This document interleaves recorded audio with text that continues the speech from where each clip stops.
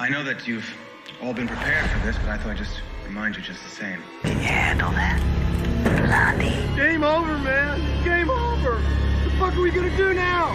What are we gonna do? It was pure evil.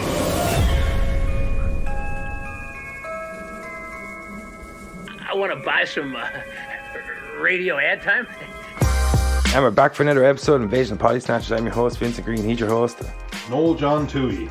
Let's get to it, motherfuckers. Alright, Noel, this is the first entry into this kind of new thing we're playing around. We're called a Franchise Friday. It's where we dissect an entire franchise in one episode of Potty Snatchers or Dark Side of the Moon whenever that time comes.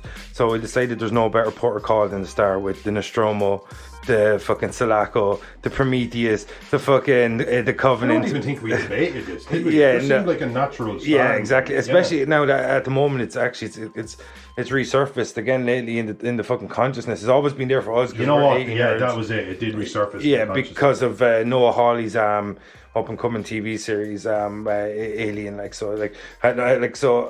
No, the way we're going to chop this episode up is a little bit different than we normally do. I was thinking that, like, if you're going to tackle 6 movies in one episode, you can't be jumping around because it suited Fear Street because in a sense it's 3 movies. It's technically one movie. Yeah, and it was even when they were jumping back and forward, they used the same actors, and it was like one actor experiencing the life of another. But these are spread over hundreds of years. Yeah, exactly. And 4 decades of movie making, and 4 actual decades of movie making. Exactly. 2017 back to 79, I think. Exactly. Yeah. So it was 38 years or something like that. Oh yeah, something ridiculous. That sounds about right. Actually, 38 years. Yeah. So decided to break this episode up in the first section. We're going to take a look at Alien and Aliens. The kind of the 2 stalwarts of the 6 movies that we're going to cover tonight. You know what, man? The word wasn't coming to me, but you said stalwart, and I think that was better. Whatever the hell I was trying to. Yeah. It's an excellent word for them because. There's no better flagships than the Nostromo and the Sulaco. You know what I'm saying? I just feel, you had Led Zeppelin, you had the Beatles, and I consider them to be probably the most important bands you ever had. And I think for science fiction horror, you had Alien 1 and 2. Yeah. And I'm a huge Predator guy, all that kind of stuff. No, but Alien 1 and 2 showed that we can do science fiction. We can go to the future. We can go into space. It's actually a great setting for horror if it's done right. It's an excellent setting. Yeah, nobody can hear you scream. Do you remember that dumb bit? Sorry, but do you remember that person on Twitter that said that? Remember in one of the other episodes we mentioned, she was like, "Horror can't be set in space." Yeah, it's like what dumb fucking thing to say. Like, you know what I mean? Yeah. It's like, watch Event Horizon, watch Alien, watch Aliens, watch all the Alien franchises. Imagine if John Connor was being hunted by the T-1000 on a ship. And I'm not talking a ship at sea where you can take. No, bitch, you are in space. Yeah. It's like what I said to you before we start recording. It's the equivalent of being hunted in a submarine. You know what I mean? There's nowhere for you to go. Like, literally nowhere. Like, it's such tight the quarters. Dimensions that you have are exact. Yeah. As in, somebody can say like you're being hunted inside of X amount of cubic feet. Yeah. There's nothing. There's nothing out there. There's death. There's death out there, and then there's death inside the ship, and that's brilliant. And the death inside the ship mightn't be certain if we do it right, but the death outside the ship absolutely is. And that's what I loved about the first one. Just to dive right into it, it had a claustrophobia. Yeah. They kind of got more expansive as they went on. Even going down to planets eventually and stuff, but this was... They went to a planet in part 1 though, a planetoid. They went to a planet in part 1. LV-426. Well done. Yeah. But they brought the... Just a little moment of self-congratulation, which you earned. I ingrained that into my head after I said it wrong one episode a few months back. I used to call it LV-246. Like a fucking loser. Like a loser. I hope you weren't talking to a sexy lady at the time. She would have thrown her drink in your face, corrected you, and been on her way. 246 loser. Yeah. Throws her fucking I can't think of any names of wine. Chardonnay, I was going to say. Cabernet Sauvignon, Merlot, Shiraz, you fucking pagan.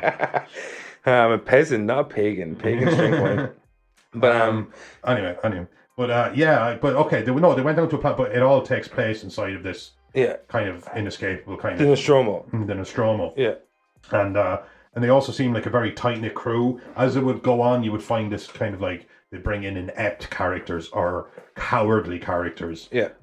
And that kind of works because I do find frustrating characters can really get my blood up, and that's what horror films are trying to do. So sometimes it's the fear factor, sometimes it's the claustrophobia, sometimes it's just the sheer grossness of the kills and stuff like that. But then there's just like, oh my god, this guy is going to fuck everything up. This didn't have that, but it wouldn't have worked. It was a tight-knit crew. They all just looked exhausted. Tom Skerritt looked so tired the whole film. Looked so tired. The whole film. I've never seen a man look so fed up in a film. Like, the whole way through, he's like, I just want to get off this goddamn planet. I was thinking, watching it again, I was like, I can't remember, but does he say he's 3 days from retirement at any point? He looked so... He had, I'm 3 days from retirement face. He looked like the guy that was 2 years after retirement. Absolutely, yeah. But it was just such a, I don't know, like when you look back on all these years later, and I always think I still have so much affection for what they used as technology at the time, because obviously what me and you could pull up on our phone and project to a screen now is far ahead of what they have. It was all very like little green lines, Space Odyssey, like Space Odyssey kind of stuff. But I don't know, it just maybe it's just being an 80s baby, but the nostalgia I had for it. The 70s had some serious quality to it. It had some serious quality. In the space of a year, we got Halloween and Alien. Yes. 78 and 79. Like, I think Space Odyssey was like a few years before that. I'll check it. But like the 70s was so solid at the end, though, wasn't it? One thing you got to learn with Vinny, if he has a throwaway comment like this, I think it was before it, he needs to know it's a Rain Man issue. Oh my god, 1968. That's incredible. That's incredible. That's such an impressive movie, though, as well. Like, you know what I mean? Make that. And it was based on technology that, you know, like that circular thing that would create gravity by just having a moving track. Gyroscopic motion or something or something. Yeah, so just excellent. But this film had that. I even all these years later, watching it in 2021, I just bought it. It holds up so well. It just holds up so well. But I just, again, like, as they went on and as they tried to get, like, buried up their own asses, and more on that later, but I felt like this film was so grounded. Yeah. They were space truckers. It was a freight. Yeah. You know what I mean? Commercial vessel Nostromo carrying 20 million tons of ore or something like that was their yoke thing. And they get brought, there's a beacon that goes off, and per protocol, they get brought out of their stasis. Yeah. And they have stasis. And they have to go down and investigate. And that's all fine. That's all just like, to them, like, in this extremely... It's such a perfect premise, though, isn't it? Such a perfect premise, yeah. It's so simple as well. And we have to go, and your man even says it in home, Ash, he's like, you have to go down because the two guys that are complaining, other guys are always to talk about their shares. They're like, what's their characters' names? Brett and... what's the other fucking dude's name? Brett and Hodge. Remember she calls him, tells him to shut up the whole time? Brett and Parker. So they're like saying that they don't want to go down the planet. They're saying it's not our job. And Ash says if you don't go down the planet, you'll get full forfeiture of shares. Yeah, and I'm gonna. I only watched half this film, but Ash was a solid character. Yeah, no, he's dead. Definitely, you should have just listened to Ash. He's just a bureaucrat. That's all. Yeah. I mean. But like, I think they should just listen to Sigourney Weaver. And she's like, 24-hour quarantine protocols say that you cannot come back on the ship. And they're like, no, let's back on the ship. We don't care. Yeah, it's like, do not care. Why do we agree to these protocols? Yeah, and I like it's saying, it says breathable atmosphere. Yeah, I'm leaving this on. Yeah, I want in the future. I want a device that for my air that can take in some of the external air, filter it, and give it to me. I'm like, pathogens still exist, bitch. Yeah, well, this is new fucking territory. Yeah, like, exactly. Yeah. You might die in 5 minutes here. Yeah, like, and when you look I was going to say when you look. You don't want to jump too far ahead because I was going to say when you look at Prometheus. And right, straight into Covenant. Yeah. Can I get that like there, please? Yeah, sorry. But no, when you look at like Aliens, Alien, it was like, so as you said, it was so confined. Like in the end, it was such a small cast and a small crew. Like my missus always said that she found that the scariest because she is an extremely claustrophobic person herself by nature. So just that, because everything is like, if I was in that scenario, what would I do? The killer's in the house, run to the door, all that. Why are they running upstairs? All that jazz. And this doesn't have that. Yeah. It has small corridors by design that simply are what they are. Yeah, and they've no idea what they're dealing with either as well. Like, this is stage one. Like, it's not like in part two where Ripley has all this found information or just, like, earned information, if you will, like from Alien. Very much so earned information. You know what I mean? And like, this is like literally they're like, okay, we found a planetoid that's sending out a signal. We don't understand the signal. We have to go investigate because by law or by our contract, we have to investigate. Exactly, Whale and Enterprises. They go down, they find the derelict. You know what I mean? And they just, I love that whole moment. Like in the best science fiction movies are when they go to like a foreign world and they're discovering something new. Yeah. Like I love that moment where they're just like going down and they're just like as soon as I walk into that room, your man like John Hurt Kane, he's like, oh, it's like some sort of eggs or something. It's like it's got an atmosphere. I'd be like, as soon as I walk in and see that room, I'm like, yeah, there was something in there, but I didn't go in. Are you sure you don't? This is like 50 times bigger than Neil Armstrong. I was like, yeah, I'm still good. You know what I mean? One small step, man. That step is yours. I believe in you. Yeah, exactly. Go get him, champ. Yeah, do you want to tag? In fact, you're captain now. Yeah. It's like I will tag out. No problem. Like, I would like to, because you just see the giant, what we know later to be the engineers. Space jockey is what it was called. Space jockey was called, exactly. Yeah. I'm just like, I'm out. Yeah. Like, everyone here is dead for a reason. Yeah, I'd be like, it's a derelict ship. I saw a giant, and then I ran. And that is all my report consists of. It's just like, did you investigate further? No, motherfucker. Yeah. Did you not listen to the report? Are you saying you chickened out? No, I'm saying I'm the only one that got back. Yeah, I'm telling you this report because of... I had a cat to take care of. Yeah, you think Jonesy signed up for this? Yeah, like I was going to say, like Newt is human Jonesy, changed my mind. Oh God, yeah, Newt was human Jonesy. Yeah, but Newt was mostly the new Jonesy. Mostly. It's like, do you think they were like wrote that scene when she was like the mostly come at night, and it's like, oh shit, we have to emphasize mostly because it's not nighttime, they've already been attacked by xenomorphs. But do you know, like, what do you think of the whole original chest bursting sequence? Because like, as I was saying, it's like they find the derelict, Kane gets the first time we see the pods, and then we see the face hugger. Wonderful John Hurt. Yeah, one thing I wanted to say about this is, like, is there any, I think we mentioned on the other podcast, there is probably no creature in the history of horror or science fiction that all stages of its life cycle are iconic. Oh, agreed. I can't. You put face hugger, chest burster, xenomorph. This isn't something we discussed earlier. That's a curveball, but absolutely, I can't think of one. Not just and even just so famous, the design of it. Yeah, it needs a host. H.R. Giger, I think. I mean, it needs a host. It lays eggs, and there is no real semination. Yeah, the semination is the host. Do you think, not to go too far ahead, maybe I should keep this question for later, but do you think the xenomorph has only got, like, do you know, it's like, it seems to form itself to whatever its host is. So do you think it has no set actual identity or form? Do you put that can right behind the computer? I will drop kick you. No. Motherfucker. That was just a weird bringing liquids near the motherboard. I think you should stop microdosing. Mother, can you please tell me if Noel put liquids near? What?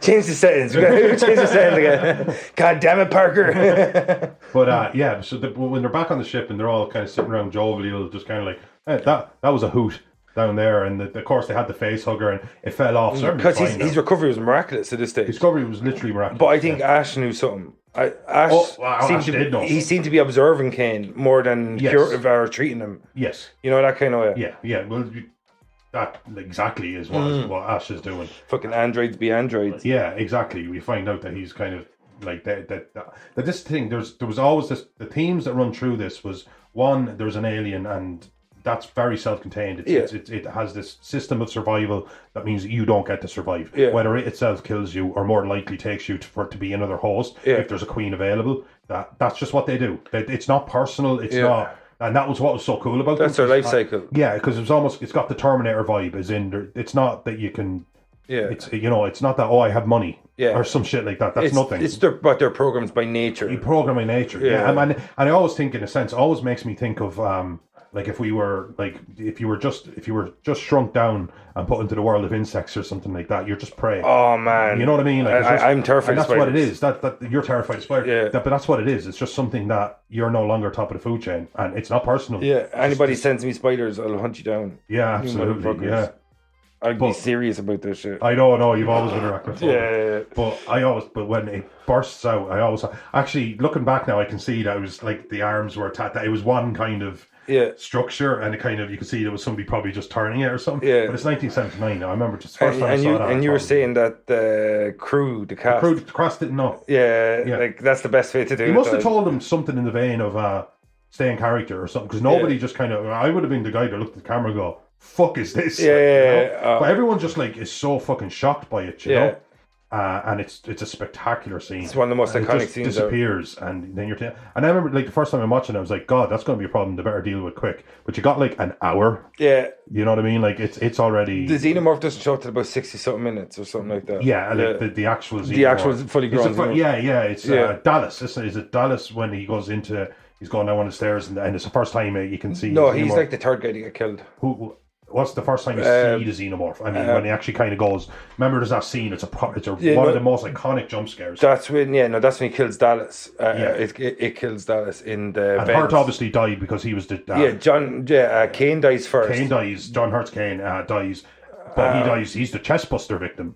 Actually, which I think is slightly different. Yeah, I think Dallas is the second. Is Dallas the second to die? That's what I was thinking. He was one of the earlier ones. Yeah, because Brett dies afterwards because she was. Captains famously didn't do well in this. If you remember, through all of them. Yeah, captains die every single one of them. You know, they absolutely die, and they die early and unspectacularly. Like, they're just not. Yeah, maybe, actually, and it's good as well because it's almost like you throw even the structure of the crew gets thrown into disarray earlier on. Because even you can have a captain going, right, what's the guy who's been trained and the guy who's got like the greyest hair and the longest service and the better paycheck probably is the guy who's supposed to hold this shit together. Yeah. And he's taken out really, really early on. And there's no protocols for this. Yeah, it's like in the Patriot when there used to be this old protocol back in rules of engagement, we weren't supposed to shoot officers. And Mel Gibson orders his men kill all the officers because you're killing their leadership. Yeah. And it leave the rest of the troops in disarray. Yeah. You know what I mean? Could you imagine if that's what the xenomorphs were doing every time? Yeah. The xenomorph's just chilling back. Xenomorph, one of those old tiles caps. Yeah, imagine he's just chilling back and he's just like, the motherfucker over here, Tom Skerritt's giving a lot of orders. Dallas. They call him Dallas. I'm going to bring him into the vents. I'm going to fuck his shit up. I believe that's a city. Texas? Texas. Texas. You have to excuse me, I'm a xenomorph. My Spanish is very limited. Yeah. But it was such a fucking... again, all of the deaths, there was the hopelessness of anyone surviving was so apparent. Because again, when they learn they had acidic blood, they know they can't just go in and blow at the kingdom come. Yeah, because they find out they has acidic blood when he tries tries to remove the face hugger off Kane's face. Yes, so you assume that it's going to melt through the hull. Yeah, exactly. That's what he says.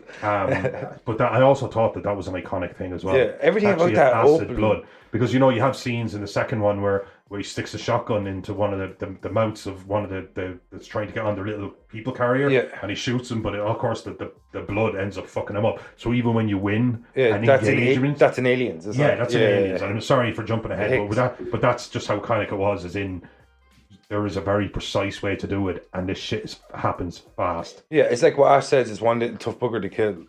That's one thing. It's like it reproduces itself constantly with like something silicon or something shit like that. Or so and the whole thing about it is how the fuck did Giger come up with the mouth inside the mouth? The kind of what this is what we're talking about, iconic, or the tensile, I think that's the word. Yeah, prehensile tail. That's just got a massive amount of piercing power, but also a massive amount of lift. Yeah, everything about the design, everything about it was obviously incredibly capable of stealth as well. It was in its nature to hunt with stealth.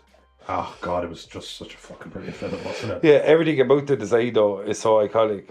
More iconic than anything else. Yeah. I always think when I talk about Predator, they're the iconic creatures. Well, that's it. I always look, for example, Freddy Krueger because there was no escaping him in the physical boundary. Yeah, that he can get you in your dreams. Yeah. And I just like something where it's not just a case of get on the road. Yeah, and never get off it. Yeah, just get on the road, man.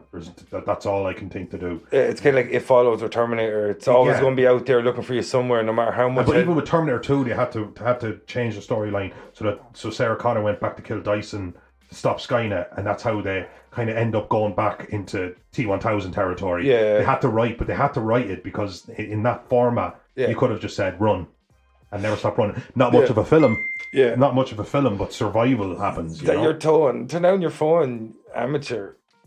This fucking guy. Yeah, exactly. Mid recording, getting messages, shocking. I do apologize for the inconvenience that just caused everyone. But like so, because we kind of went through the introduction of the xenomorph because it's so fucking iconic. Like we get the see the pod, the face hugger, we see the chest burster, and then later on, as you said, like Dallas gets killed by the xenomorph, and that's kind of the first time we see. I think that's the first time we see that. Indeed, because he does this thing where it's almost like yeah. And you can also tell like as well that it was clearly like just a guy in a suit because we see some CGI later because the actual full frame of their body is not even the slightest bit humanoid. Bolaji Badejo, I think is his name. It's up here. I don't know how to pronounce his name. Sorry, but it's not a human design. So obviously they had to it had to be a very quick shot. Yeah. But they did it so well because it just shines literally a light on it and it just reaches out for him. And the whole build up to that as well. It was like, Dallas, I lost him on the tracker and all this. It's like, he's right on you. He has to be around there somewhere. And there's like goo on the ground and shit. Like, God, yeah, and like, he's like looking around the place. Forgot about that because that comes up as well. As in like the actual, like it's very stealthy, but there is a secretion. So there's that kind of creepy, it's been here thing all of the time. Yeah. It's in all of them. Yeah, that's the thing about, like, it's like the anticipation of the xenomorphs when they're Exactly, And even when you're watching it again, and I know how this shit's going to play out, it just sucked me in, and that's what a great film is. Yeah, and it's so creepy as well. It's it's in such an unforgiving killing machine as well. Like, you know what I mean? Like, and as you said earlier, like even if you shoot it or something, there's still a chance of getting covered in fucking acid and shit. Like, you know what I mean? Like, or it just melts through the hull, and then you're just in space anyway. Yeah, and what did you make of like when you look at the kind of way they implement the scares going through in the different kills, like Brett's kill, Parker's kill, and fucking like all the way through the crew. Ash's betrayal. Ash's betrayal. What do you make of androids be androids in this? Like, I think they were programmed to think they could kill you with magazines. It's such a weird way to kill someone. What if they go crazy? What if like Protocol 1 doesn't actually work? I was thinking, but what if they thought that like something like a magazine was like a crowbar? And what if they were just like tearing into you with a magazine and you could just like walk away and call for help? It's like when he tries to kill Sigourney Weaver with the magazine after Dallas dies, and then your man comes in, Parker, and he hits, like, what's he made out of? Paper? Like, because literally hits his head clean off his shoulders. Like, he barely touches him across the shoulder. He's like, nah, and he starts spasming around the place. I have to say, the one film, like, where the film had some gravity for me, I always thought was when they brought Ash back online. Yeah.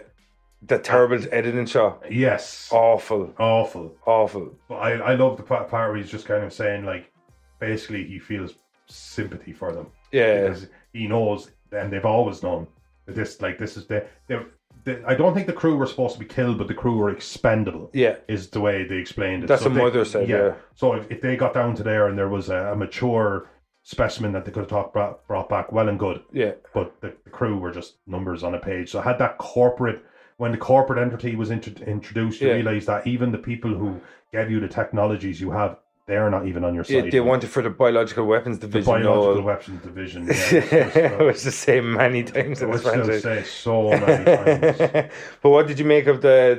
Because like I want to kind of jump through these films a lot because there's a lot of ground to cover. But what did you make of the run through of, like, because it's such an iconic movie? Like, we don't, there's not a lot we're going to say that hasn't been said already about Alien. A film that's been around since 1979 and adored, and even Aliens itself tried to replicate it in their own, and never did. It can't be. It was like that perfect storm of stuff that they didn't even know if they were going to get it so right, because you can't. It's a film.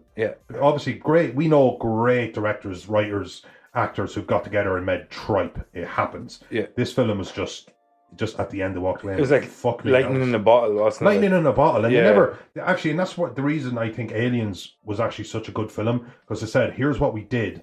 We could build on it by doing this, but I don't think they tried to build on it so much that it just kind of, it got silly eventually, but it certainly didn't get silly by Aliens. What would you mean by by part two? Like, by part two, it's because sorry, I'm just going by the actual name, because it was Aliens, and then it was Alien 3, and then it was Alien Resurrection, and then it was Alien. So Aliens was the one where they just put the S on because there's more than one. Because there's more than one, which made sense. I thought the first one was brilliant, but eventually, when Sigourney's and the cat, or the kind of the Jonesy are the last one standing. This would become a theme, which I'm only realizing after watching all of the films in the past 24 hours, is that you get away from the ship and you're safe, and ship is destroyed, I think, at this point, and you're like, it's stowed away on the ship with you. And it was a great shot where just in the background, And the first time you see it, it's grey. I knew it was coming, and it was still grey because it kind of almost fitted with some of the paneling at the back of the kind of what would you call the front of the ship? The hull. The hull, I think, would be the whole thing, but whatever. No, the hull is the outside of the ship. The hull, yeah. And then you have but just in the starboard background port. behind her, you see it move, and she goes down, and a hand comes out, Yeah. and then she gets into her spacesuit, and it's so simple. This is the thing. They tried to get so big, I think, after that, and I just remember that scene where she's literally just knickers and t-shirt, trying to slip in. Nice. Trying to slip into space, and you could already tell what she's doing. But the upcoming action scene that finishes off this movie for me was less tense than her getting into the spacesuit. It was so tense. Yeah, it was so tense. It's exactly like let's just say a tiger in the zoo and you somehow end up in the pen. Yeah, it actually sees people a lot. It's not quite like a wild tiger, but at the same time, it's a tiger. You don't know when it's going to pounce. You don't know when it's going to pounce, but probably going to pounce. And all I can tell you is you do need to get out of there, but do not run. Yeah. Running is the worst thing you could do. Yeah. But it's that inside of a tiny space. Yeah, you have that little shuttle. Fucking tense. You had the little shuttle and she's trying to slip into the fucking suit and then she's trying to this is what I mean by lightning in a bottle. Yeah. I mean, that's like what I brought the conversation here, but I do think it's worth emphasizing is I thought that was one of the best scenes of the film. Oh, definitely. It's such a strong film as well. Such a strong film. Yeah. And I just thought her just slipping into the suit because I'm thinking, oh God, if you make a noise, because you know, it's a film like somebody go and she drops a wrench, or something fall, or the helmet falls before she gets it on. There's so many iconic scenes throughout the movie. Like we already talked about the opening. What are they? Wait, I was to put you 3 iconic scenes. I'll put you on the spot. Like the ones that are repeated so much. Like right, so like you'd see the open sequence where King gets attacked in LV-426, and then the one. Sorry, what was the name of the planet? LV-426. Oh, right, it's a planetoid, no, not a planet. Sorry, Jesus, come on, guy. I guess we'll just have to end the podcast. Just boop. And the scene in the vents, of course. You know what I mean? Like, that's been duplicated so many times. I think again the Dallas scene where you see the alien like. They shine it and it's like 1 foot, 2 foot, 3 foot tops away from the camera. Yeah. As in there was no subtlety to it. There was a light shined on it. Yeah. And you see it, and as brief as it was this is what you're up against. Yeah. And do you know in the special edition you actually see what happens to Dallas? Really? I watched it and his death was it was just that. It was like he lunges at the light. And he just disappears. Yeah, later on you see that Dallas and Brett that were taken throughout the movie in the special edition, Sigourney Weaver is going through the Nostromo when she's trying to escape and shit. Because remember, it's her, Parker, and the other woman that's left. Yeah. I'll check her name in a sec. And she's going through the Nostromo and she finds Dallas and Brett, and they're cocooned. And Dallas is like, kill me. Lambert, yeah. And because they're the last 3, Lambert, Parker, and Ripley. And actually, another fun fact is that Dan O'Bannon, the guy who wrote it, actually gave them all just surnames, so a female or male could be cast in any role. That's so he never specified. It was a nice mix and match. You know, like, and I don't think they were going for a balanced ethnic group or anything like that. I think whoever showed up in the audition and they could just see it. Most of them should be done like that, I think. Yeah, absolutely. No, I do agree. A lot of people, I've heard a lot of people complain that they're trying to. I actually have no problem with it. I just think good actors should get good roles. Yeah. But I also do agree that people like to see themselves. Yeah. They just do, and we were spoiled for be represented. Yeah, but as fucking pasty ass white guys, we got our fill. We did. Yeah. We probably never even took it for granted, but I thought that this was just a cast of crew of people who showed up for an audition and they went, oh yeah, I could see, like Lambert as well, like that nervous energy that she had, like not cowardly, gigantic eyes. Yeah, exactly. But she had this nervous, and she just seemed to be the one who would be, I guess, the one I would cluster at, because she was shitting it.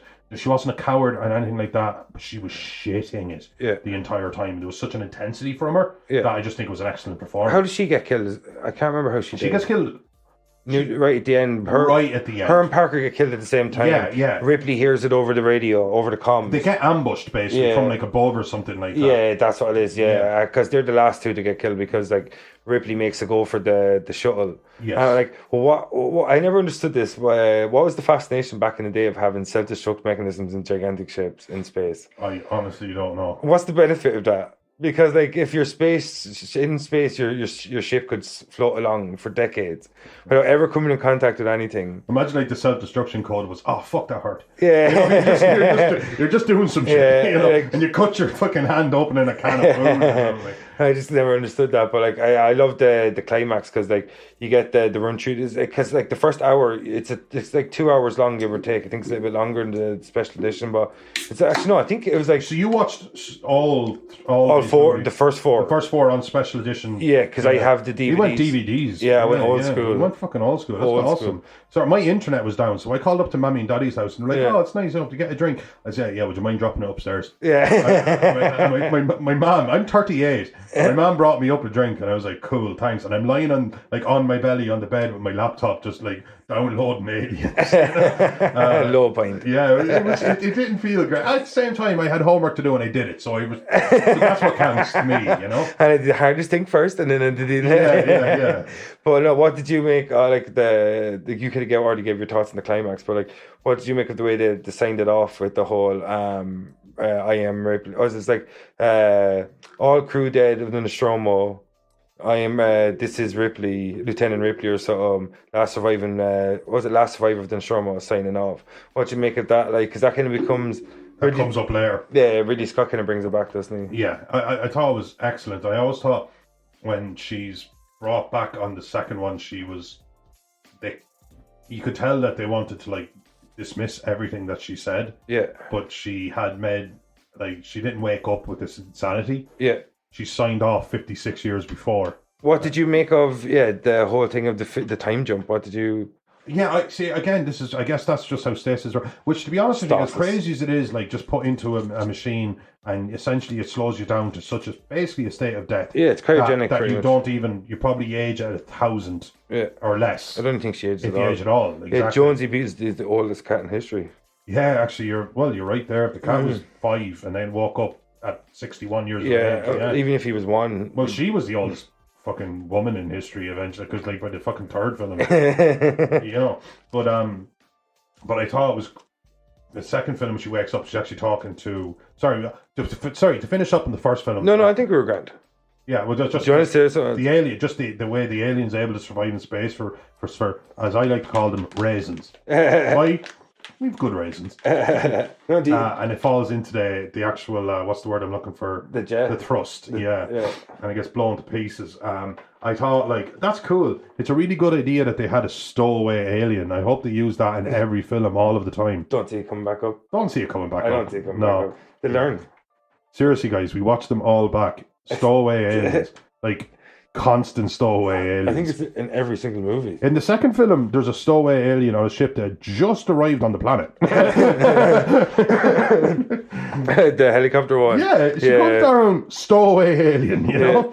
It's like, I was like, oh, I'm spinning around here. I just have to pick up the xenomorph. Yeah, exactly. I'm going to stop. But yeah, it was an awesome film. It was a 10 out of 10 film, and not just that. You have to absolutely tip your cap to life and all these cool kind of what was the Russian one we watched recently, man? Sputnik. I just don't think they would have existed. Yeah, you know, I do think it was a stepping stone where people were like, at that stage, that must have been it must have been a hard sell. Yeah, I think if I went to a studio. Now I went to a studio in 1979, so in my hypothetical, you have to keep the era. It's not like I'm not really riding on the back of much. What I want Space Odyssey though. Well, Space Odyssey, but this is a proper horror film, and it's also a proper science fiction film, and it's also a proper action film. Yeah. Well, I wouldn't call it an action film. I call it science film. Yeah, the second one's definitely more of an action film. Yeah, and I can see the action. The first one's more of like a horror thriller set in space. Yeah, no, I can see the action point because it's not like it was about big battles and big shootouts. Yeah, and stuff. No, I can it was see more about point. like. But it was very much so. You could call it a sci-fi film, and you could call it a horror film. Yeah. And the first one was more like, let's try kill this creature before it kills us. And then after a while, it was more like, let's just get out of here and scuttle the ship. And you know what I mean? It's like, because I think that was Lambert's idea from the get-go. Let's just get to the shuttle and scuttle the ship. Yeah. You know what I mean? Because it's the only way to make sure. We got to nuke it from orbit, Noel. It's the only way to make sure. Starship Troopers, man. I remember, like, we can't nuke them because they're underground. I was like, I said this to you. I said, nuke the ground until underground is the ground. Yeah. And then nuke that. Yeah. Like you've got the dimensional travel. All the armies of the world are Intergalactic, fighting as one. Intergalactic, and all the armies of the world are fighting as one. Yeah. You got nukes. They had little mini nukes. Casper Van Dietz from Argentina. Yeah. Buenos Aires, Johnny Rico. But yeah, no, absolutely fucking super film. That's how I would sign off on my feelings about the first one. Yeah. Gratitude. And also rewatchability. I know like Sigourney Weaver went on and did more Aliens, and that's what she's iconic for. But for me, she could have walked away from that movie, and I would just think of her as being an absolute iconic. And I fuck put her in the bracket of female lead or male. She's just an iconic, badass character because she was brave. She ultimately was. She wasn't trying to survive just for herself. She put herself in danger a few times, trying to make sure everyone else could get to the escape pod. But so she was just that kind of all-round badass military thrown into a tough situation. Yeah, no, she wasn't military. I don't think.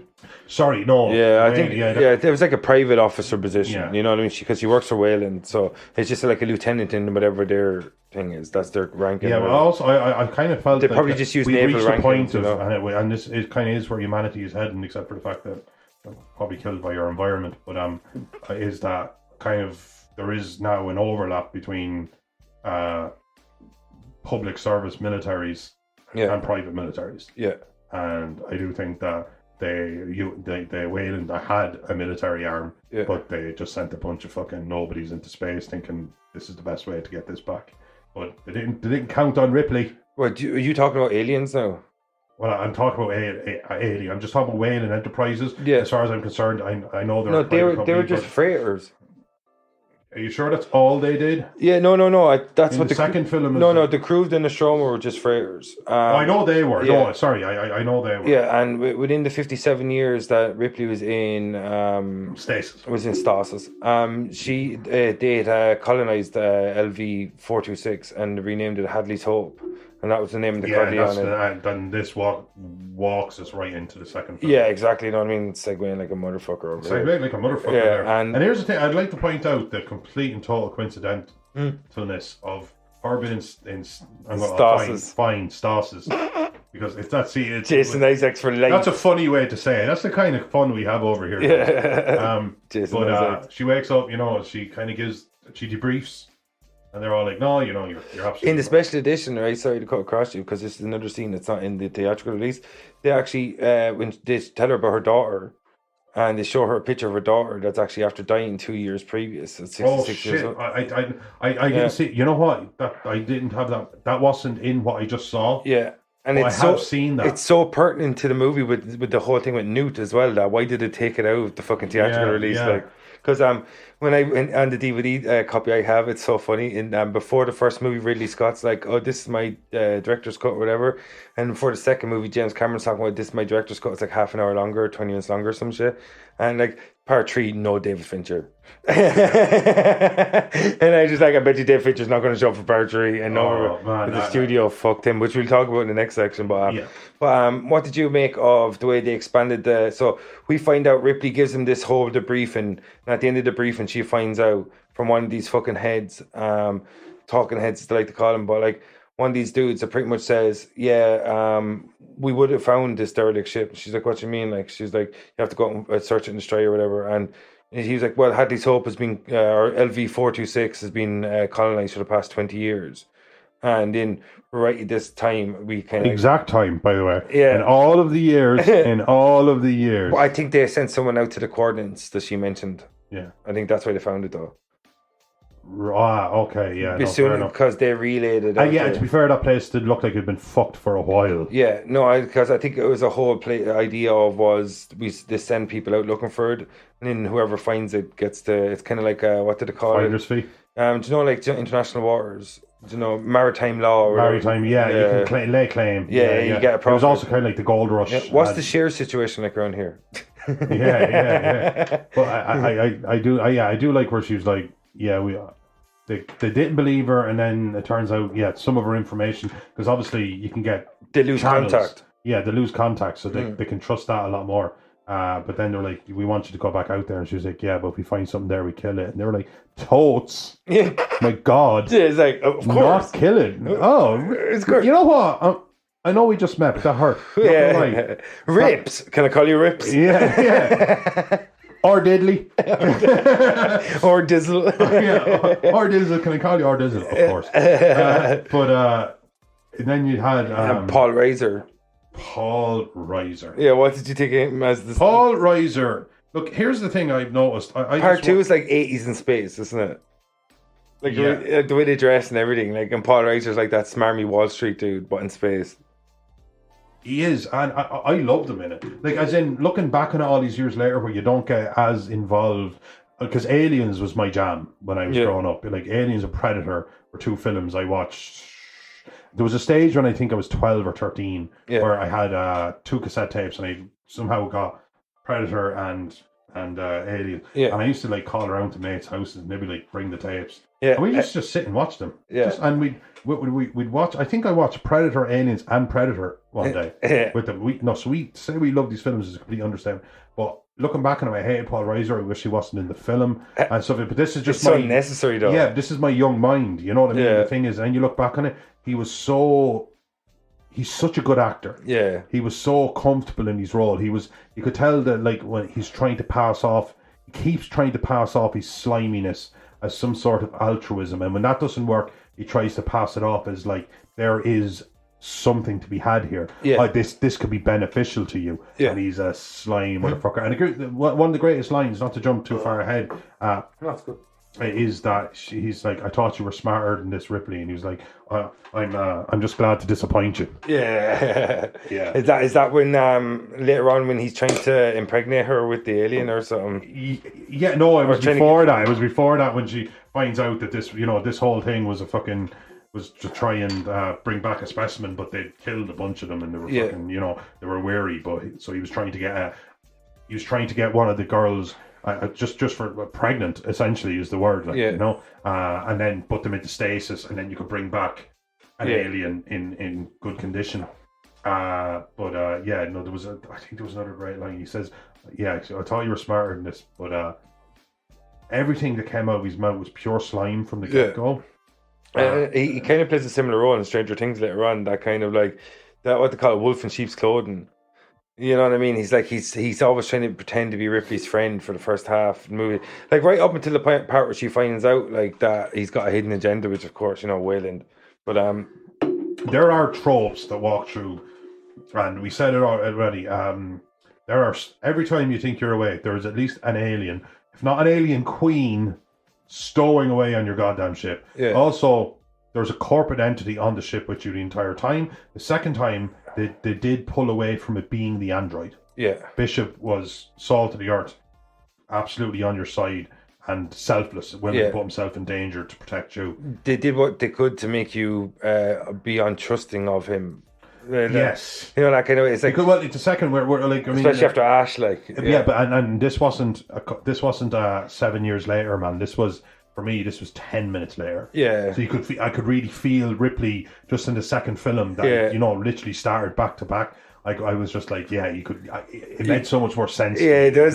You can totally understand it. Like, what I mean? Like, imagine and the part where she finds out they have an android on board is fucking brilliant, because he's doing that 5-finger fillet. No, it was that. I think the reason which she figured out is that he offered somebody his tray. Yeah, no, he did 5-finger fillet. I see that. I'm doing that, and the guy's going, yeah, Hicks. No, Hudson. Sorry. Yeah, but wasn't it that he sits down and he sits down beside her, because I think maybe at that stage she just thought he was really skilled. He says, but he offers his food. He doesn't like cornbread. No, he cuts himself, and she sees the white milk blood, and that's what it is. And it's like, and he does something like this, and someone says, "I think your reflexes are getting slower, Bishop. You're slowing down or something." And then she goes, "You got an android on board?" And then she starts freaking out. Yeah, you know what I mean. And then she was like, "Oh, Ash, the such and such a series where famously." Yeah. I know, but what did you think of the way they expanded and the way they built up to introduce it to the Colonial Marines and shit like that? Like, it was one of the most. See, that's the thing. I always thought, like, sometimes I call it the Michael Bay effect. It's kind of like, yeah, but what about all this bullshit I did, but 10 times the bullshit? Yeah, this wasn't this. They said, like, how can we? I really felt like, again, we said lightning in a bottle. An Alien and Aliens were 2 different films, no doubt. But I felt kind of like what James Cameron did with Terminator Part 1 and 2. He changed. That's an excellent way of putting it. He turned a science fiction horror into an science fiction action movie. You're you absolutely do with right, both yeah. franchises, and both of them had female protagonists as well. Yeah, absolutely, yeah. And badass ones at that. Yeah. But this time you could tell that they were trying to keep the. I don't know. I remember hating the second Matrix movie. Yeah. And it was the whole thing for me was that I remember that amazing subway fight scene and just loving it. That he was becoming something. But in the second one, they said, well, yeah, but what if we have him fight, I don't know, 300 Agent Smiths? Yeah. And then you're like, no, that's not storytelling. Yeah. That's not storytelling. It's just like it's too big, too soon, or it's too not much like too that's soon. not storytelling. I'd be like, oh, you know what everyone loved about like such and such a film is that great fight scene in Saving Private Ryan. Okay, what if we have them storm the beach and 8 million people die? That's not storytelling. Yeah, exactly. It's not. It's numbers. Yeah. If you know of a number and you know a bigger number. That's all you've done. Yeah. This film wasn't that. And that's what was always so surprising. And you're right, because he went from James Cameron managed to go human versus Terminator to Terminator versus something. Yeah, literally. T-1000. I don't know. Like the only hypothetical way I could think to kill it is if it falls into, I don't know, some sort of melted steel. Perhaps, you know? But I just thought this was James Cameron. I think he was cognizant of that. I think he went, no, this has to have the hopelessness he tried to capture. Yeah. But he also gave them a means to fight back, which gave it a more action edge. Yeah. But at the same time, I think he was so respectful of the magic that was captured in that first film, and he tried to replicate it, and he didn't capture that, but he captured something amazing. Yeah. Like amazing. I think it was so hard to imitate what happened in Alien. But it's nice you know it's nice when somebody says, I'm not going to try. Yeah, I'm just going to do something completely different. I was talking to somebody about this, and I'm sorry I keep going off track, and I'm going to try and rein that in. But I was talking to somebody who said about a guy we know, he's a very good guitar player, and he said he loves Slash so much that all he is a poor imitation of Slash. Yeah.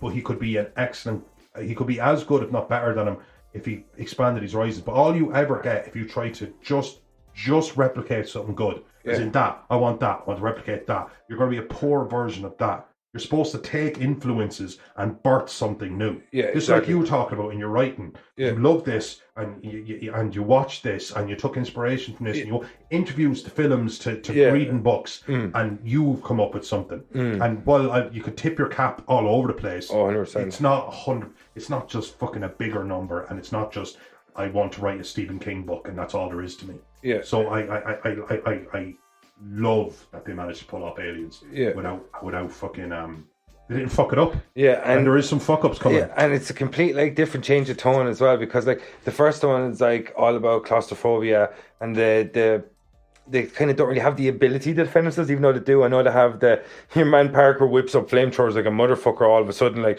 your man's like, hey, can you what does he call them? Fucking I can't remember what he gives. Says it has a name for them or something, but like he's like, yeah, I can whip them up. And how long will it take? About 20 minutes. And he comes up and he has like 6 flamethrowers. Yeah. Like, you know what I mean? Like, all I need is like what do you make elastic band, 3 pens, empty beer bottle, and a flamethrower. What do you make it with the smoking in space, considering it's an oxygen-rich environment? Oh yeah, I remember. Yeah. That wasn't lost on me. Yeah, I like that. Just like, or even. But here's the thing. Is like who cares? There's also that thing of like, if you're going to send me 8 billion, and at this point, it's not an exaggeration to say that. I mean, I don't know what the closest star system is, but I know, like, it's I know Andromeda. Orion's belt. The stars there are between 400 to 1300 light years. Andromeda is the next galaxy. Hundreds and millions of billions of miles. I'm having me fag. Yeah, no, but you'll die. It'll blow up. It's an oxygen-rich environment. That's what I'm saying. Yeah, but I think the oxygen has to be above a certain percentage. Oh, it does. Yeah, I only know that from an episode of Futurama. But I thought like oxygen was like 100% in space or some shit like that. It's like so rich. No, you still have the same consistency. Nitrogen, and all that shit. They'd replicate that. So there would be, I assume there would be like air literally purely filtered in. Yeah. But it would also be rich with 13% of whatever the fuck. Yeah. So like that, you couldn't have it that you just blow up, because what if there was an electrical fault or some shit like that? Yeah, I suppose because we can smoke in an oxygen-rich environment, which is Earth. Yeah, I suppose. But it's a certain point. Yeah, but what did you think of the way like we like there's so many iconic characters out of this? It's like Apone, who fucking eats that cigar like a motherfucker. He does more. He chews on it more than he smokes it. Oh yeah. Like, the whole way through it, That's where characters were in a lot of these things. Yeah. Like Schwarzenegger, who like is Mr. Universe 84 times. Yeah. But man loved a cigar. But it's the same as like I think when you have a fine cigar, and I think that's what I was thinking about when I was watching them. It was like when you have a fine cigar, is like this is the cigar I'm smoking today. Yeah. As in, I light it up every 90 minutes. I'll get a puff or two out of it, and then I'm just going to chew that bitch. Now, how it gets through this wet, soggy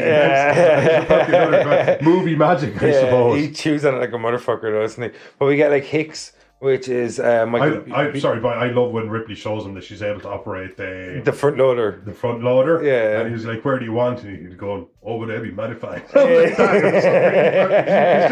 just clearly impressed. Yeah. He doesn't hide it. It's him and Hicks, isn't it, Michael Bean? Because they allude to it earlier that she's been working as a front load operator in one of the earlier scenes. Yeah. That's something Paul Reiser says to her or some shit, like, because that's the only job she could get because they wouldn't allow her to work as a commercial freighter anymore or some shit. Even though she's like, oh my god, a literal medical marvel, Yeah. Like, she's probably one of the oldest. That ship was worth 24 million though, Noel.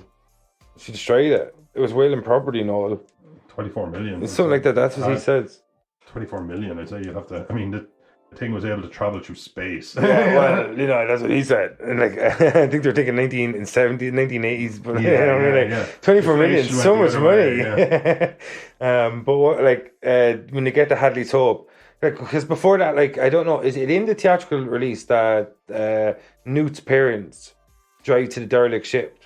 Is that in the theatrical release? To show that. So right in the special edition, right? Sorry, no, sorry. It's an audio format. It's an audio format. Make yourself be heard. My apologies. But like, yeah, in the special edition, pretty much like, so that's why I was saying to you about they sent the coordinates out and shit. Because I think what happened was Ripley gave them the information.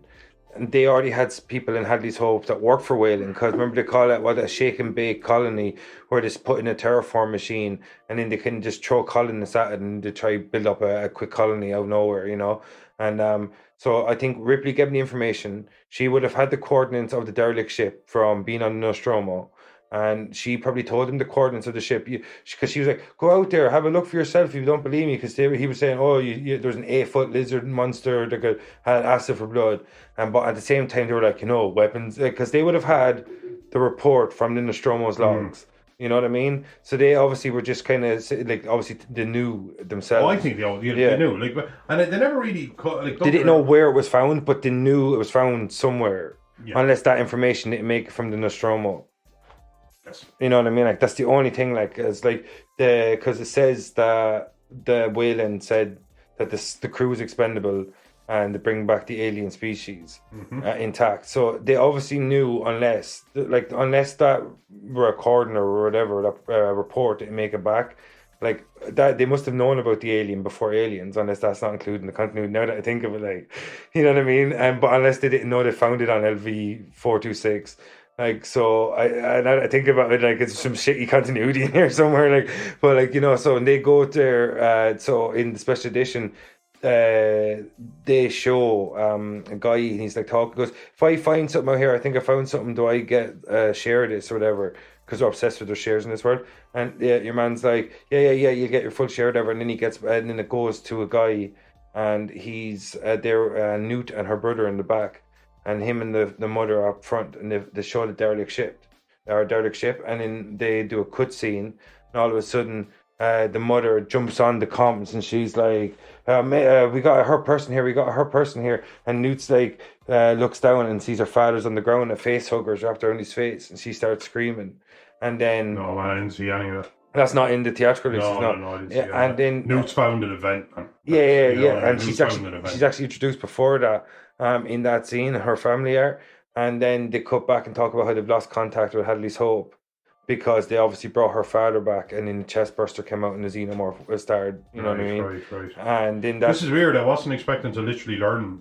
Which is I know. Joking aside, I wasn't because expecting James to learn. Cameron says before the movie, this is the release we wanted, but the studio said it had to be shorter. And it said that we wanted to build suspense in a slightly different way than what we were allowed to do in a theatrical release. And that scene's so important because it introduces nude. I did quite like, like you were saying. So I don't know if we said it here in the podcast. You were saying those, but just you were sorry we were talking earlier, but you were saying that like when we watched Predator or something, that when you had the first crew just found skinned or something Hoppers, so cool. Jim Hoppers crew. Hopper. There's something extremely cool about not knowing. What's going on here, Dylan? You can only piece together as in like they're trained soldiers hanging from a tree 6 feet above the ground, skinned. All of them. And it didn't look like they put up much of a fight either. And if they did, it didn't seem. That certainly didn't fucking matter. It wasn't even that they didn't put up a fight. Sorry, it was more like they didn't injure or kill anyone. So I do quite like the what the fuck happened. I love that though. So I do like that. I don't like being spoon fed everything. Yeah. Although to be fair, the scene you're describing doesn't spoon feed. It would have been it could have been quite story building. Yeah. But at the same time, like you know what I'd say, I suppose, in response to what you said, is that when he went into the editing room and said, right, I need to lose whatever 20 I think it was 20 minutes. I think it was 2:34. I think we can lose this.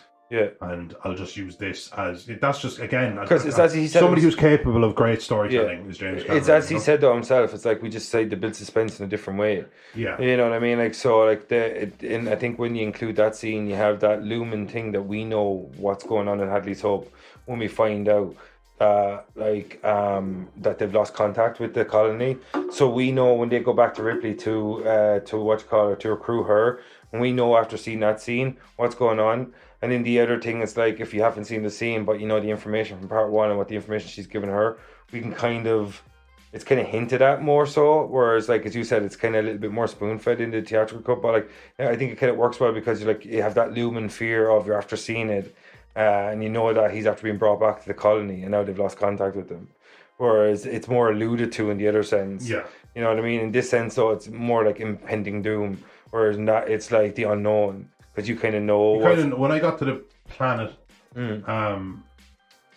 I thought whatever happened here, we kind of know, but we don't know how, exactly how. Yeah, it happened too fast for anybody to react. Yeah, it happened. It was brutal. Yeah, I love the walkthrough that the Colonial Marines do of Hadley's Hope when they're like there was a firefight and it was like they go through and they're like this is where they made the last stand. I love that fucking part. Like, you know what I mean? No. Here's the thing I will give to, and I'm not even trying to be hyperbolic. I genuinely believe this to be true. But everyone talks about aliens versus Alien, and they said, yeah, well, aliens had like hundreds of aliens there, and it's did it fuck?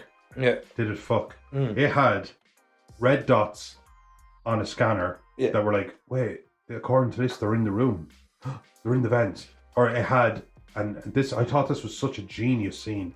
It had it from the perspective of a sentinel gun. Yeah, sentry gun. A sentry gun. Thank you. I knew I fucked up that word. A sentry gun, and it just had the kind of like flashes of maybe shadows and stuff like that. The gun's just spending itself. Love that scene. But it's from the perspective it's a goddamn of shooting the gallery gun. out there. Yeah.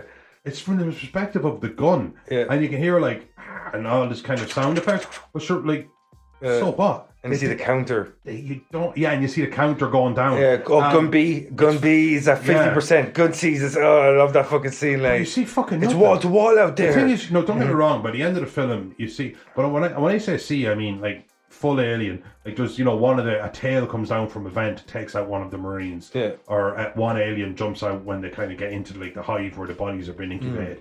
But at the same time, I'm thinking you don't actually see all that many aliens. Yeah, you see a couple. You see a good few. You see a couple dozen right before the sentry guns start going off. You have in your head that you're seeing. You have in your head when you look back on it years later that it was just an alien fest. Oh yeah, exactly. And it wasn't. Yeah, and I think the best scene that kind of typifies that is like in the kind of the big standoff with the Colonial Marines. And because pretty much like there's three major scenes, right? Because I want to blast through part 2 so we can kind of go to the break and then kind of tear through really for the time. yeah, because it's like just a time thing. But like the three major scenes for the Colonial Marines are when they arrive at Hadley's Hope, and when they do the walkthrough of the destruction of Hadley's Hope, and they see like they try to piece together the information. From small parts, like, you know what I mean. So they're trying to figure it all out, but it's all inside their own head. And then they go in, and they still don't have enough information. No, something shit went down, but there's no information. There's no dead Xenos anywhere. They haven't found Newt yet. And then they go through, and then they have that fucking scene where they're like they have all their guns, and then the Ripley's in the monitor. She's in like the armored vehicle they have with the Weasel Lieutenant. I'm trying to think of what that fucking vehicle is called. Was it an NPC or something? Yeah, some shit like that. Yeah, probably military personnel character. NPC, maybe. Yeah. I mean, because they were trying to not get her to go in, and she was kind of like, well, no. This is the part though. Do you remember when she was watching and she goes, "What do those rifles fire?" And they're like explosive hollow point tape or whatever. And she was like, "Look where you are. You're right below the reactor, so you can't fire the guns." And I love that fucking scene where they're walking. She's like, "What do you mean we can't fire the guns?" They're like, "What's it said? What we got that information on site?" Yeah. And they're like, "What are we supposed to do? Come at them with angry words or something?" Like, yeah. But here's another thing that this is the third scene. Again, the scene where like, oh my god, they're in the room, but it's essentially just like tales and shit like it. But also it was from the perspective of their cameras. Yeah. And like from body cams. From the film. Yeah. From the perspective of the filmmaker. Yeah. I could be like, I could have had 2 alien costumes. Yeah. On site, and I could have done the whole thing. Yeah. The fact of the matter is, it was never that like Battle of Helm's Deep and Lord of the Rings. It was never that they were flooding at you. Yeah. There was no. That's not how they hunt, though. It's not how they hunt, but I know. But they made it feel like they were just bombarded. But there was just such a clever way. Like as far as cinematography goes, this film can't be touched. Yeah, I love the way though, because the whole scene, because like they're so cocky up until that point, where they're like, yeah, we have these, you know what I mean? Because your man goes, is it a straight up fight or is it another bug hunt? So what's that alluding to? Maybe they've hunted aliens before, not xenomorphs, but something else. Because I'm pretty sure that's what Hicks says when they're going on the mission. Is it a straight up fight or is it another bug hunt? So what the fuck does that mean? There's probably been on planets with creatures. Yeah, exactly. Like, you know what I mean? Because I think in they weren't prepared for this. Yeah, even in Alien, I think when they discover the alien, they don't seem surprised that it's an alien. Yeah, they seem like that aliens exist, that kind of way. Like, and I think that's the kind of thing that they allude to, that maybe that these Colonial Marines, even when they go in here, that's what I love. They're kind of cocky up until this point, and then they're like, "Wait, what? Oh, we can't use our guns. Like, you can use flamethrowers." Like, oh, okay, I guess. And as you said, they find out on site, and then that whole scene just ramps up all of a sudden, because like the first person gets killed, and then it's like she turns and sets one of the other guys on fire with her flamethrower, and then fucking a pawn gets killed. It's like the guy in command that always happens in Aliens, always dies early. Like, and fuck up the structure. Yeah, and like I love that, because in the opening it's all like, oh, we're this, we're that, we're going to do this, a straight up fight, another bug hunt. It's like we're prepared. That's what they keep saying. We're prepared for whatever happens. We're Colonial Marines. We got this. That's the disposition up until this scene when they first come in contact with the xenomorphs. Even when they do walk through Hadley's Hope, what the fuck happened here? They're not worried.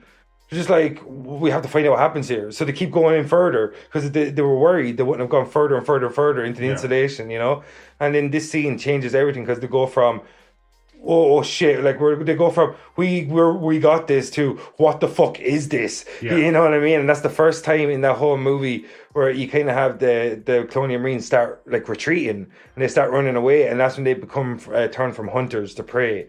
And that's the whole part. The first part of the movies, we're hunters. We're going to hunt whatever's out here, and we're going to kill it, bug hunt, whatever. And then as soon as that scene happens, it's like, now we're prey. And then Ripley comes in, bursts in with the fucking armored vehicle, whatever. Remember, she overpowers the weak dude, and then she saves him. And then for the rest of that movie, they're on the run.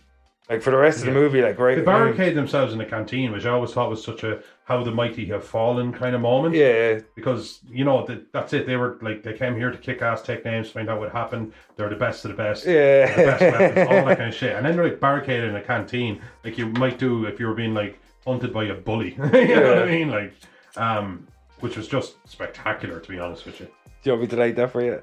No, I'm okay. You sure, yeah? Yeah. Well, you're having trouble with the later orange. I can see you, sorry. Rookie. Yeah, no, like, because as I said, the three major sequences for me, like when I look through Aliens 2, that are kind of iconic for the Colonial Marines and how they change the tone. Because, like, the first If I Had This Hope, it's all about the mission, figure out answers. The second scene is in the reactor room where the tables turn completely. They lose a pawn, they lose two other members of the crew.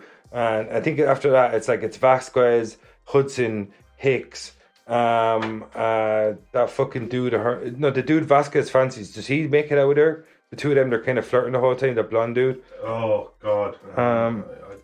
Wait. Who were the self-righteous suicide system? Hadan would call it with the grenade. No, that's later on. That's Vasquez and Paul Reiser's character actually. No, it's Vasquez and the cowardly lieutenant.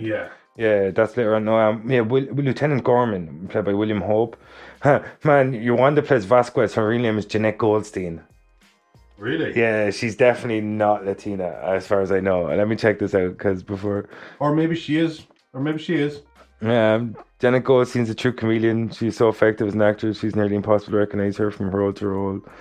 Right there, she's from California. She had that, like, she can fuck with the big boys kind of energy, didn't she? Yeah, have you ever been mistaken for a man? No, have you? I love that scene. Nice. But so the major scenes, I think, like, because I touched on the reactor room, so, but then after that is their last stand. That's the big, like, the iconic scene of this all. As you said, they have the sentry guns. It's like the montage, you know what I mean? Like, you know. It's just brilliant. It's just great. Because I didn't feel like I was, looking back at it, I didn't feel like, because we've been so spoiled. I've seen Thanos take on the Avengers and the Stephen Strange's fucking people and the Guardians of the Galaxy and everything. We've seen, like, the spectacle, like we're in such a golden age of it right now. Yeah. But this was just as entertaining for me because it was tension.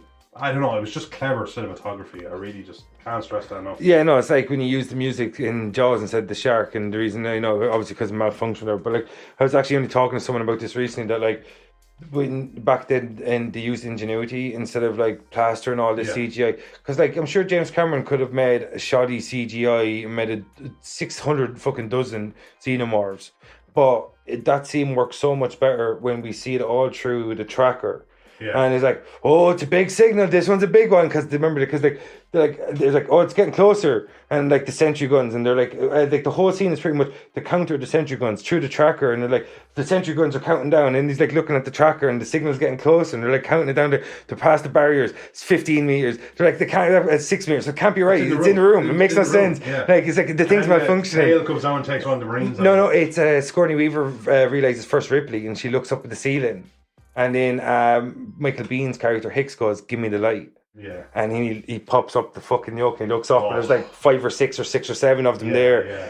And then he, like, straight away falls back and starts shooting into the fucking vents. And then I love this straight away. Nobody questions it. They just start opening fire.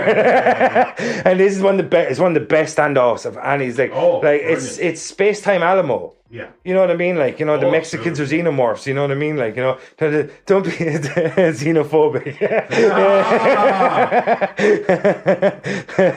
Keep that. But like, that's what I'm saying. That's what I love about this scene. As you said, it's just, like, really good storytelling. You got the counter, you see it from point of view of 2 sentry guns. You know what I mean? It's like, bah, bah, bah, bah, bah, bah, bah, and you barely even ever see what they're firing at. It's just fucking hinted at, you know what I mean? And the counters go down, they're in the room. And then all of a sudden, it's like, can we get out of this room alive even? Yes. Like, even alive, you know what I mean? Like, that's how... And also, like, you're depleting ammunition and stuff like that. You realise that you're not as we've already figured out that they weren't as prepared. They've lost too many numbers at this stage. But it's just such an amazing scene. Yeah. But it's just that hopelessness that Aliens was famous for. It didn't really have that when they were going in all Johnny Big Balls. Yeah. But Johnny Big Balls is gone. Yeah, exactly. It's from the reactor scene onwards, they're just trying to survive. You know what I mean? It's no more accomplished the mission. It's just get out of there. Especially with the one, the rescue ship crashes and takes out the... Oh, yeah, and we find out too there's a reactor about to blow. Yeah, so then you know what I mean? I think it's within 4 hours or 6 hours or something. And there's 700 meters or something of yeah, because that falls back to the bishop scene you were talking about before. Is like I don't know if it's before. he goes, yeah, I'm synthetic, I'm not stupid. Yeah, exactly, because he has to go and shut down the reactor. Yeah. And then they pretty much, because it's like pretty much like the two storylines kind of splinter off, and he goes to can you hold on for yeah, but he goes off to pretty much remote land the ship. Remember, he deploys the ship remote steer the ship in. Yeah, because he wants to bring down an extra rescue ship, and he's like a remote module outside. That's pretty much because it runs in from they escape. I think Hudson dies in one of the best scenes ever. Vasquez and your man sacrifice themselves, Gorman. So I take out quite a few aliens. Yeah, in the process, it's actually, is it before this or after this that Paul Reiser tries to impregnate Newt and Sigourney Weaver? It's after this. It's after this because they get back to the ship in orbit. Exactly. Yeah, and that's what it is, isn't it? Yeah. Yeah, so no, what do you make it like in the climax of Aliens? Because like we want to wrap it up and we go to the break and then we come back with Aliens 3 and Alien Resurrection after the first break. Seen Reiser's Burke. He did a thing that comes up a few times as well. He locks the door. He locks everyone behind him. When they catch him trying to impregnate Newt and Ripley. No, two of them, because there's two facehuggers. There's two facehuggers.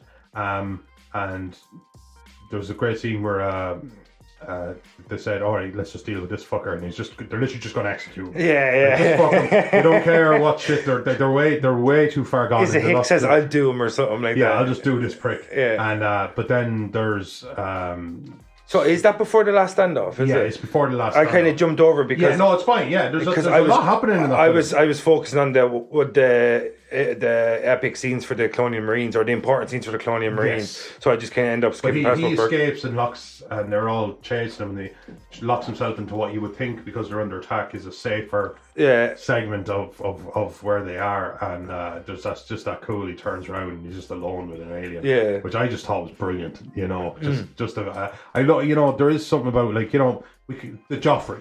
It'll never be done as good as Joffrey. Just that, like, oh, fuck you. Yeah. Oh, let me taste your fucking tears of despair. You absolute. Oh, because there's that great line. That was the line I was trying to think of. She goes, you're worse than them because you don't see them fucking each other over for a percentage. Yeah, that's a great line. It was a great line. Yeah. And it was delivered perfectly. I don't know if Sigourney got that in one take. Yeah. Because it just felt like she probably did. It was just so... Yeah, she's so cool, though. So cool in that. Yeah. And she's right. Here's the thing, the theme of this, like what I've already touched upon, is the aliens don't give a fuck. Yeah. They're not like, oh, the Marines are here and here's how we use it. They weren't like tactical geniuses. They weren't using something to their advantage. They weren't trying to forward their own needs. They had like an ant colony. They had like an actual need. They're hosts. Yeah. That's all they seen them as. Like, that's all the aliens see us as, potential hosts. They see anything as potential host. So, like, your fear isn't necessarily what they want. Yeah. To torture you isn't what they want. Like, if they're going to take you back, they'll take you back and incubate you. Or if they're going to kill you, they'll kill you. And it'll be gruesome. But that's not necessarily the point. The point is efficiency. And the thing is, with xenomorphs, they always have more eggs than they have xenos. Oh yeah. You know what I mean? Because that's the thing. She can lay them to an almost. What did you make of the introduction of the alien queen and the hive mind? I didn't watching the first film. I'm obviously not old enough to really have the first film and the second film not exist to me at the same time. Yeah. Because like I didn't see both films when I was 3 or anything. I don't know. I was probably 12 or 13. Yeah. So both films kind of existed at the same time. 35, 40. I don't think that maths works out. I go on how I look. But fucking. I go on how I feel. I'm 67 years old. But both those films existed at the same time to me, so I can't say like, oh, the introduction of a queen. Yeah. I think I probably watched them in a weekend or something. That kind of way. So do you think it made more sense? It did. With the eggs and stuff like that, I think it made sense. I think they foreshadowed it in a way. Yeah. Because they never really explained where the eggs came from. Yeah. Because James Cameron wrote this and Dan O'Bannon wrote it. She looked spectacular. Yeah. Just the actual regal nature of the look, as in she was something spectacular even amongst the aliens. I think I'm going to sneeze. No, I'm holding it. I'm good. Keep going. Sorry. I'm just looking at you expecting to sneeze. That's all I can think of. I hold it back. But I thought the introduction was absolutely spectacular. And also, like, that like her first instinct, for example, is not like always to kill. Yeah. She's always like for them, it's about doing what the Queen wants, probably more than anything, and it's the Queen is the one who's thinking about survival. Is in part 2 where they talk about the telepathic link where the Queen is controlling? Well, her? they certainly touched upon it in Resurrection, which we'll get to, but it does seem like even when she lets out a cry, that it means something. Yeah. I don't know if it was telepathy, but I assume it was, because in the fourth... They said in one of them, I can't remember which in the one fourth one, she's a bit tuned in, as we touch upon. You know, she's tuned in to that as well. Such stupid film. But she's getting signals. Yeah. So, yes, I think it was, or at least alluded to, that this was all on the command in a languageless way on the command of the Queen. Yeah, and while we're talking about the Queen, I might as well like run into the finish of the movie so we can go to the break. Just where she has the flamethrower, and she's there for Newt. That's what I was about to say. Yeah. And she points the flamethrower at the eggs, and it was amazing because at no point up till now, I think now we're nearing the end of Aliens, the second in the franchise. At no point was there, and I said it, and I guess I'm going back on my own word. There were never that you could haggle with them. It was never that you could offer something they want. Yeah. But obviously, she was in this very unique position where, is it worth it? Yeah. Because before you get me, and I know you can get me. Yeah. But before you get me, I could take out all this shit. Yeah. This is months, years worth of work. What do you think of the famous scene though with the front loader? Get away from her, you bitch!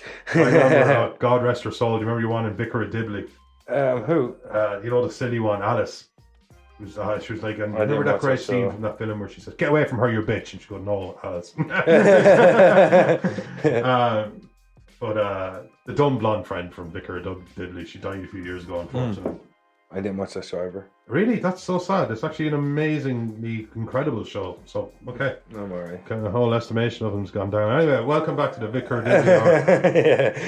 Dibley. Dibbly. But like her getting Newt out of there and then kind of she turns around and fucks over the Queen, which is just spectacular. With some, was it grenades or something that she had? No, she flamethrower. Or was it? She set it on fire. I think. Set the whole shit on fire. But didn't she? But pretty much she came back. The Queen still had Newt, and she came back in the front loader.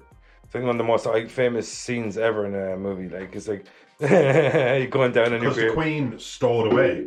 No, this is before that. It was, because she goes to save Newt, and she goes, "Get away from her, you bitch!" And they fight. Or is that after the Queen stows? No, that's after the Queen stows. Yeah, that's what I mean. The Queen stows away, and then she gets up and tears Bishop in half.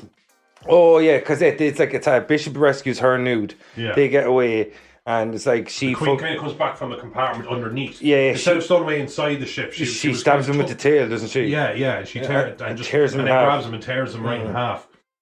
But being an android, that wasn't like a death sentence. But he'd never be top of the line again, no. Never be top of the line again. He'll never be top of the line again. It's better to be nothing. The Bishop will never become a queen. Or as you said me, Queen takes Bishop. Queen takes Bishop. Yeah, but what do you make it like? Because this again, the Queen stows away. Well, what I loved with Queen in this scene was that the Queen was the first time the Queen was angry, and he never seen an alien angry. Yeah, the one in the first one was just doing what came natural to it. Millions of years of evolution, or so we thought, and that's just what it was. It was never personal, but with the Queen, it was. And I don't know how they somehow put that in film without any words or something. But she was ferocious when she showed up, absolutely ferocious, and she was. I wouldn't say faster, but she was a Hulk. Yeah. Compared to the other ones, it was kind of like two mothers kind of going at it. Exactly, wasn't it though? Like and Ripley obviously had gone full mama bear. Yeah, at this stage, because especially after the death of her daughter, she just found out before she left for Hadley's Hole. Exactly. Yes. So she was transplanting. And it was, and to be honest, like if you don't have that in you in some way, if you're in a scenario like this and you found a kid, if you aren't just like fuck, I don't know what's going on here, but I think I have to get the kid out here. A kid can't be here, and that's just something that's innate to anyone with a sense of decency. Like I give myself enough credit, and I'm not going in there taking. I'm like you. I'm like you go in there first, but you're all the Neil Armstrongs, guys. No, I don't mind going in first, but like if I see something that's troublesome, I'm like I'm out. Yeah, you know what I mean. Like it's like are you the Buzz Aldrin? No, I'm the Houston. We have a problem. Yeah, you know what I mean. I've always said like I'm brave, but I'm not stupid. You know what I mean. I'll go in there first and I'll scope it out. But if it doesn't look solid to me, I'm not going to go. Like if I'm like Kane, right? If I see a room full of egg-looking motherfuckers, I'm like, why's them out? And I'll report it to you, and you go, did you scope it out? I go, yeah, from the doorway. I looked at it from the doorway, and you knew that torch. You see that torch I have attached to my suit? I looked around, seen these egg-looking motherfuckers, and now I'm here. Now, I'm not a biologist. Yeah, you know what I mean? But there might be something in those eggs. Yeah. And I'm not a biologist, but we're on an alien planet. Yeah, you know what I mean? Like, and I'm not a genius, but everyone here is dead. Yeah, now, exactly. I have put together with the given information. Like that ship is derelict, like, you know what I mean? You know what I mean? For a reason. It's a shorter film with me. It's just raining grenades from the fucking nuke from orbit. It's the only way to make sure. But it was always the same, and it was a good plot telling device. Was that the only reason they obviously didn't was because there was always a saboteur or somebody who worked exclusively for the company. There was somebody trying to fuck over somebody for a percentage. Burke literally exactly. Burke following the footsteps of Ash. Yeah. But the penultimate scene where she again jettisons her. Yeah. Throws her out into space. It seems to be the best way to do it. Just seems to be the best. But to be honest with you, again, when it has to be a clean death in the sense that it's not like decapitations on the car. The first 4 movies to kill the alien by jettisoning them. That's exactly right. In the climax, like because it's the hybrid. Here's the thing: like they all have a stowaway. Yeah, they all have a stowaway. And right, Noel, we're around to 121 now. Okay, yeah, right, we're going to wrap this shit up. We'll wrap it up, right? So before we go, right, what did you think? All right, James Cameron, Ridley Scott, you got 2 classic movies in completely different ways. What did you think of James Cameron's expansion on Ridley Scott's work and the way he expanded Dan O'Bannon's script from Alien to Aliens? And do you think it was a worthy successor? And I think obviously we both going to say yes to this because it's like a 10 out of 10 movie. I don't think the question deserves an answer. Yeah, you know, it's the only time where the sequel is equally as good as the original. And depending on what you're looking for, like if somebody says it's better, I said yeah. I felt that. I probably feel like that most of the time. Yeah. Looking back to them, I kind of love the suspense of the first one, but. It depends what you want. It was just using the aliens as a plot telling device. They meant 2 great movies. When someone says to me, compare Aliens and Alien, that's like, how? They're 2 different genres. Yeah. You know what I mean? And they'll be like, what do you mean? Like, well, one's a horror thriller in space, the other one's an action movie in space. Yeah. You know what I mean? Like, absolutely. With elements of horror, of course. Yeah, the first one will haunt your nightmares. Yeah.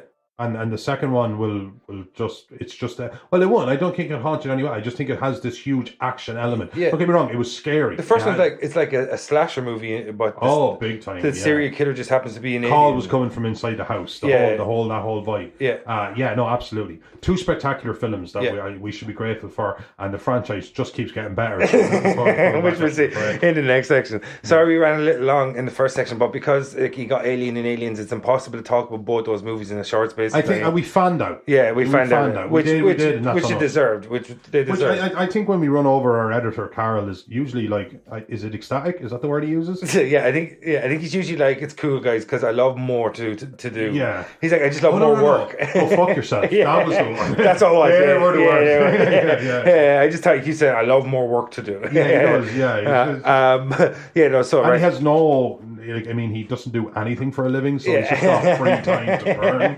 So this is a fucking gift. He's actually U2's roadie. Right. So we'll go to the break. We talked about Alien and Aliens in extensive detail. It's pretty much like nearly an episode's worth there in the first part. But we're going to do this and different because before normally we can do a show, we kind of break it down in 2 sections, but we're going to do it in 3 sections because of 6 movies. So we'll get the fuck out of here and we'll come back after the break and we'll talk about Aliens 3, directed by Dave Fincher, and Alien Resurrection, directed by Jean-Paul Jeannot or something. I'm pretty sure his name was, because I did the cheat sheet about 2 or 3 hours ago. That's the only reason I remember. Some of it's a bit fresh. Yeah. But so we'll be back after the break. All right. Thanks for staying with us. Thanks for staying with us. This is Invasion of Potty Snatchers. This is Franchise Friday. We're talking about the Alien franchise. I'm your host, Vincent Green. He's your host. Not.